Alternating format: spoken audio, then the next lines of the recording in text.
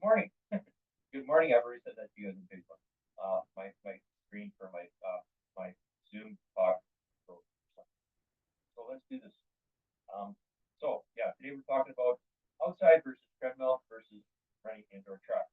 And again, the reason we're talking about this is because that it's really cold out, and it's like minus not a -100, but it's minus 30 is one chill. Vancouver, I think, was just below freezing. I'm trying to get more snow, Vancouver. Yeah, you. Um, but you have to keep training. You got this marathon coming up in spring. That's always been the problem for us guys in the prairies. Is if we run a May marathon, whether it's Calgary, Vancouver, I think Ottawa, Toronto, guess what? You you your marathon's going to be outside, right? But you still have to train. And what do you do? How do you do like if you're not going to do no repeats tonight, or you're not going to run outside? Is a hill repeat on a treadmill the same thing as a hill repeat outside? No, it's not.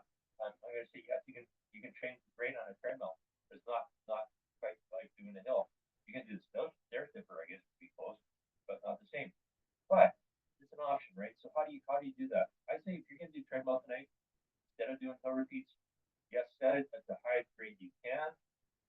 Maybe try to speed up the pace and make it harder. Make it like a speed workout rather than a hill repeat. There's a benefit to that. If you're doing indoor track, again, indoor tracks can be flat. But indoor tracks, I prefer them for speed training or an outdoor track period. But it's just, first off, you're dealing with a lot of heat. If no matter how great the air conditioning is or whatever in that indoor track, after about 10 or 5 laps, you're going to start feeling you're sweating like crazy, right? Where outside, not so much. You're still sweating, but it's not going to be like all over you. So that's always an issue. But the thing I like about outdoor or indoor tracks when I can't or feel like doing it, is it's better for speed training. My favorite thing to do on an indoor track is running the straight as fast as I can, slow down on the curves as fast as I can. The only thing you have to watch for when you're on indoor track too is lots of people. They may not be doing the same thing. I know the track I do has I think 3 lanes, 4 lanes, 3 lanes. So for slower, faster, fastest. And also they alternate the direction around the track because tracks are banked. You don't want to move your legs down. That's why you do that. But the trick I find for running indoors, and again, I'm going to say this is probably the same for treadmill as track, is you just want to shut your brain off. It's you just either you run with your best friend that you stand running beside for an hour and talking to for an hour, or headphones, important stuff, and just pick, especially indoor track. What I do is try to pick up the tune that has a beat that I want to keep up to. If it's consistent, or tunes, I guess, consistent that I can do my 90 steps per minute, but strikes per minute, perfect, right? I can do that, shut my brain off, and just count beats that run around the track. I'm not, again, I won't run for more than an hour on indoor track just to be that crazy. Some people do. Some people can run a full 26 miles on an indoor track. I don't know how to do that, but I guess if you can do that, your brain can do that, fine. But again, it's an option.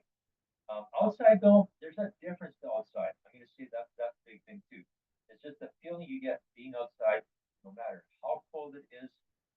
Feeling of being outside is just it's better when you finish running. It's better. You brag about running in the cold, which is better. Nobody's ever bragged about running in an indoor track. I'm just going to say, but running outside, you finish, you feel great, you whatever. And even no matter if you don't do the planned workout, if it's shorter than you're supposed to do, that's fine. And an option for running outside in this kind of cold weather, again, I don't feel your pain, Vancouver, but that's fine. But for us here, what we'll do is we'll pick like a 5K loop, and we'll make sure that the spot we're being stopped and warm up, and people want to bail up. Cool. That's an option. But that there's a difference again. So if I had to pick, like, if I had to make choices, what I would do for on a cold day like today, I'm running tonight in the dark, by the way. It would be my first option would be outside. Period. If it's dangerous, if we have a cold weather warning, if breathing becomes an issue, I will go inside. And I will say, if you are running outside, I've thrown up the video often enough of how to dress for outside. But the biggest thing most people complain about is even this covered, right? Is we can't breathe. So I'm going to say there's two options there. First of all, find a balaclava that has a hole that you can breathe through.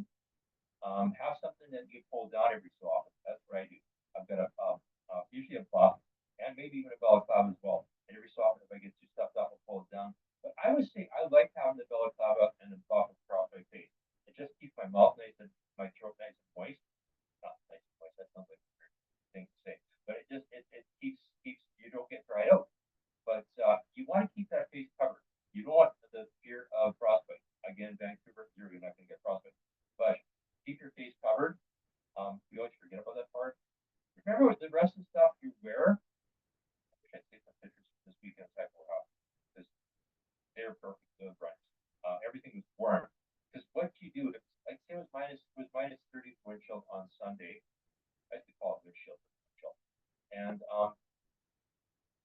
you dress for 20 degrees warmer. So it's minus 30, you dress for minus 20. Big deal? It is a big deal. Minus 20 for me is a comfort level. I like running I don't mind running minus 20. I don't mind running it plus 20, 25.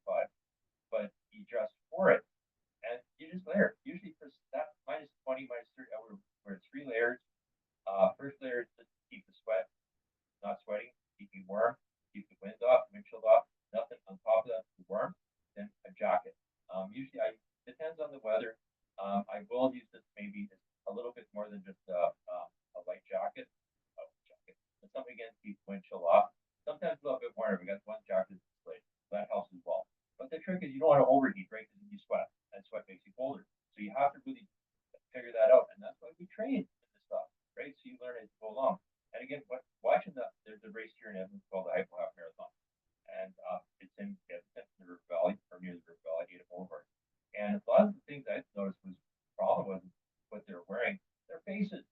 You could see, and they're, oh my God, I'm cold. Well, yeah, no kidding, guys, because it is cold. So you just keep that covered. And I would some people do Vaseline on parts they can't cover, right? Like around the eyes, maybe. If you have to keep your nose open, cover that up as well. Um, but yeah, just do that. Vaseline, yes, but I'd rather just cover it with something else, with a fabric of some sort that wicks. Also, I'm going to mention, don't forget to hydrate. You won't feel thirsty. But if you're doing a 21K training run, or even like a 10, if you're out there for an hour or more than an hour, you want to hydrate. So make sure you have a water bottle, hydration pack. Keep the hydration pack under your jacket. Keep the water bottle underneath your jacket so it doesn't freeze. Hydration pack, sometimes it's the line that you drink out of will freeze. Just warm it up. It'll be fine. And just put it under your jacket, it'll be fine. But you want to keep hydrated. Um, where was going to keep your face covered. Don't overthink that. Practice, practice, practice. There's lots of apps. There's one I got on my phone. I can't remember what it's called, but it will tell me what to wear. And actually, one I've got on my phone is actually really been really good. It doesn't. I don't have to think it, but I've been doing this long enough to I have an idea what I should wear. Anyhow, so yeah, outside, dress for outside, train outside, and once you start going, and I would say do it with people. It's really hard to run on your own in this stuff. If you've got a friend out there waiting for you to run, you're going to run. You might try to talk each other out of it, but that's an option as well. If you have to do it by yourself, just self motivation. You've got this race in, I think, 13 weeks. You've got to train. This is where the metal hits the road, rubber hits the road. I'm not sure how to think of it, but yeah. But if there's a reason you can't do it outside, yes, inside. I would say for when you take it inside, I would say cut the distance down. It's a harder slog on treadmills. A lot of times people do treadmills all the time. They get outside, they say it's harder to run outside. People run outside, say it's harder to run a treadmill. I find it harder to run on a treadmill in person. Even when I do my bike trainer, same thing. I will knock the mileage down a little bit. So say you're scheduled to do well at Navy Hill tonight, but if you're not, you could possibly be doing say a 10K tempo run thing. I would still do that. I would still do that on the treadmill. But just remember, it's going to be harder. But if you're going any further than that, cut it back down by a couple of kilometers. Just do as much as you can. If you can't do the distance, if you're and can't catch your breath, no problem cutting back that down.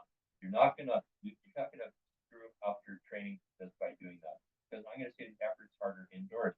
Bike training as well. If I'm scheduled for like an hour and a half, an hour is fine. It's monotonous. It's harder because again, on a bike you're doing different grades and stuff, so it is different. It's not constant. Same thing with a treadmill.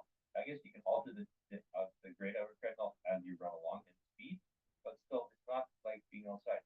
So yeah, cut back the distance. Second, like I just said, shut the brain off. Find some way to just distract yourself. Outside, you're looking at stuff, right? You're enjoying the fresh air. Indoors, you're sort of, I mean, you're running an indoor track. What is there to really look at? So distract yourself, listen to something audible, do a book, but also pay attention to your pace and play around with it. Play around on the track. Play around with what you do. Again, like I said, straights, curves. Um, do one fast, one slow. Maybe make it like a time trial, right? Just have fun. Music. Watch your stride. That's another thing I find with indoor track. Treadmill, not so much. I feet stay underneath my center of gravity.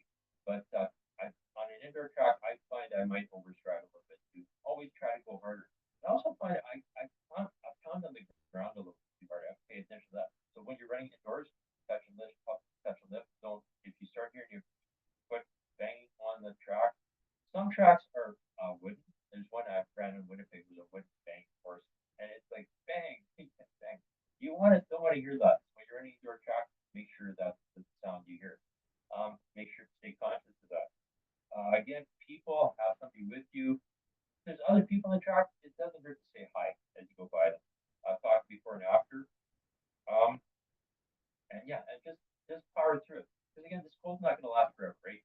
And by this weekend, have get picked up to I think they said -15. That's the high. But yeah, and we'll talk about hills a bit more next time I'm on here. I want to really get to those. Those are important. I think of all the training, speed training is important. Yes, foundation is important as well. Building that house is very important. You want to have that. That's your base. That's why it's called the base. But train your butts off. Don't worry about the